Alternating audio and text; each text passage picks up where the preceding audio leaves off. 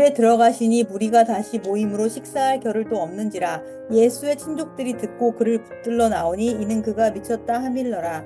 예루살렘에서 내려온 서기관들은 그가 바알세불이 집혔다 하며 또 귀신의 왕을 힘입어 귀신을 쫓아낸다 하니 예수께서 그들을 불러다가 비유로 말씀하시되 사탄이 어찌 사탄을 쫓아낼 수 있느냐. 또 만일 나라가 스스로 분쟁하면 그 나라가 설 수 없고 만일 집이 스스로 분쟁하면 그 집이 설 수 없고 만일 사탄이 자기를 거슬러 일어나 분쟁하면 설 수 없고 망하느니라.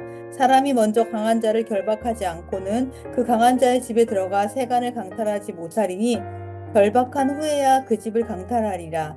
내가 진실로 너희에게 이르노니 사람의 모든 죄와 모든 모독하는 일은 사하심을 얻되 누구든지 성령을 모독하는 자는 영원히 사하심을 얻지 못하고 영원한 죄가 되느니라. 이는 그들이 말하기를 더러운 귀신이 들렸다 함이러라. 그때 예수의 어머니와 동생들이 와서 밖에 서서 사람을 보내어 예수를 부르니 무리가 예수를 둘러 앉았다가 여짜오되 보소서 당신의 어머니와 동생들과 누이들이 밖에서 찾나이다. 대답하시되 누가 내 어머니이며 동생들이냐 하시고 둘러 앉은 자들을 보시며 이르시되 내 어머니와 내 동생들을 보라. 누구든지 하나님의 뜻대로 행하는 자가 내 형제요 자매요 어머니이니라. 오늘 본문의 예수님께서는 정말 분주한 상황 속에 계십니다. 식사할 시간이었는데 무리가 너무 모여들어서 식사할 겨를도 없었습니다. 친족들, 가족들이 예수님을 찾아왔습니다. 그리고 예수님을 향하여서 미쳤다라고 비난하기도 합니다. 서기관들은 예수님을 향하여서 바알세불, 귀신의 왕의 힘을 입어서 귀신을 쫓아내는 자다. 이렇게 본격적으로 우리 주님을 정죄하기도 합니다. 정말 복잡한 상황들이 벌어지고 있습니다.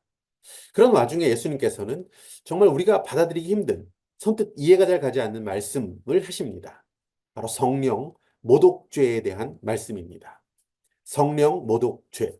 이 죄는 영원토록 사하심을 얻지 못하는 죄다. 이렇게 말씀하십니다.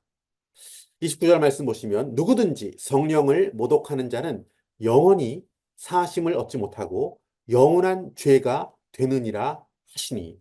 아멘. 정말 그런 죄가 있다면 큰일입니다. 성령 모독죄, 용서받지 못하는 죄, 두려운 죄입니다. 혹시 예수님께서 너무 피곤하고 많은 일이 있어서 혼란스러우시고 공격당하셔서 혹시 뭔가 실언을 하신 것은 아닌가 싶은 그런 말씀처럼 느껴지기도 합니다. 하지만 당연히 그렇지 않습니다. 이 말씀은 100% 정확한, 무오한 예수님의 말씀입니다. 누구든지 성령을 모독하는 자는 영원히 사하심을 얻지 못한다. 용서받지 못한다. 성령을 모독한 죄. 그것은 어떤 죄입니까? 만일 우리가 주성령 하나님을 욕하거나 모욕하는 그런 말을 했다면 그것이 성령 모독죄입니까?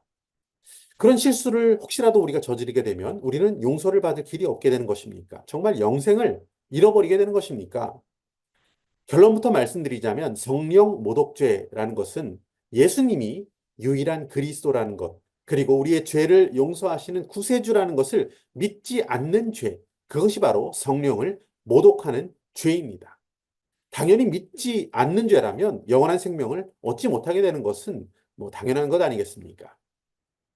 이 세상 누구라도 그 어떤 죄를 지은 불신자라도 예수께서 십자가 위에서 흘리신 그 보배로운 피, 그 죄 용서하심을 믿는 자는 영생에 이르게 되고 그에게 머물렀던 죄와 저주라는 것은 예수 그리스도 안에서 완전히 무효가 된다. 이것은 우리가 잘 알고 있는 복음의 내용입니다. 하지만 예수님의 구원자 되심, 그리스도 되심을 믿지 않는 죄, 그것은 구원받지 못할 죄가 되는 것이죠. 고린도전서 말씀 12장 3절을 보시면 성령으로 아니하고는 누구든지 예수를 주시라 할 수 없느니라. 아멘. 성령으로 아니하고는 누구든지 예수를 주라고 할 수 없다라고 말씀하고 있습니다.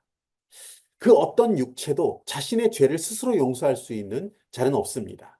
자기 힘으로, 자기 지혜로 예수를 주로 고백해서 구원에 이르는 자도 없습니다. 우리가 구원에 이를 수 있는 길은 단 하나밖에 없습니다.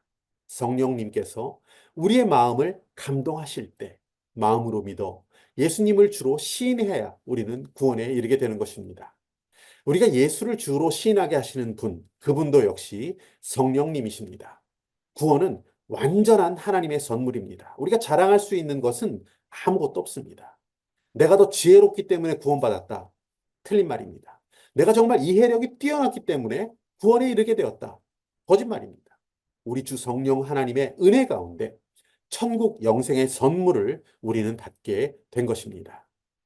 하지만 그런 성령님의 구원의 사역을 거부하는 자, 그리스도의 구원을 믿음으로 받아들이지 않는 자는 성령을 회방하는 죄, 성령 모독죄를 짓는 자에 해당됩니다.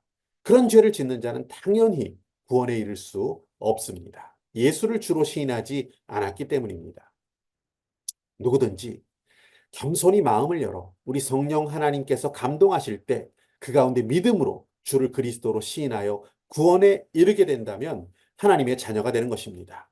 그렇게 하나님의 자녀가 된 모든 사람은 하나님의 가족이 됩니다. Family of God. 예수님께서는 하나님 나라의 참된 가족이 누구신지를 이렇게 오늘 본문 말씀 35절에서 선언하시죠. 누구든지 하나님의 뜻대로 행하는 자가 내 형제요, 자매요, 어머니이니라. 아멘. 이것은 그야말로 혁명적인 선포였습니다.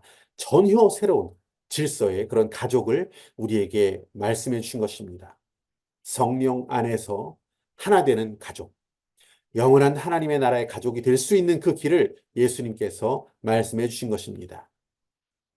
하지만 아직도 여전히 성령 회방죄, 성령 모독죄에 머물러 있는 우리의 가족이 있다면 그를 위해서 더욱더 우리는 간구해야 될 것입니다. 성령님께서 그의 마음의 문을 두드리실 때 그가 마음의 문을 열고 예수님을 주로 시인하는 그 구원의 역사가 우리 가족에게 이루어지기를 소망합니다. 영원한 하나님의 가족이 되게 하시는 성령님의 일하심을 기대합니다.